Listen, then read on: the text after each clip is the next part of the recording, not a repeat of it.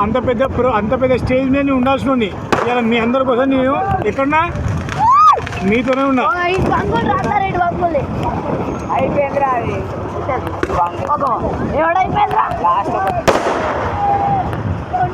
అరే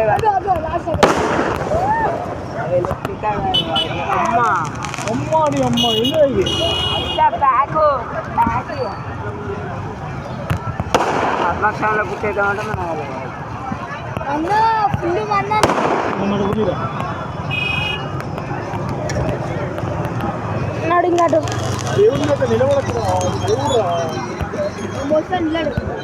మనము ఇంత భక్తిగా పూజ చేసిన విందు కంకణం కట్టుకొని